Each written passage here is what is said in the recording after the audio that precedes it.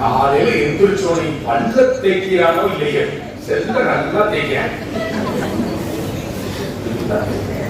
வகுப்பறையை சொன்னேன், எப்ப பார்த்தாலும் செல்போனாடா, செல்போனை தாண்டி ஒரு உலகம் இருக்கிறா, வந்து பாருடா அப்படின்னு ஒருத்தர் சார் லிங்க் அனுப்புங்க பாருங்க.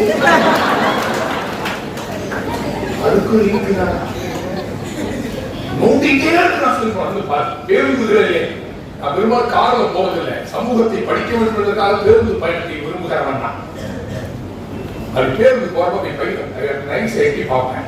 அதான் சோசியல் எஜுகேஷன். வேகமா அந்த பிள்ளைங்க டைப் படிக்குது, அதை பேச ஓவர். ஒரு டிடிபி சென்டரே பஸ் இன்னும் வேகமா நல்ல நண்பர்கள்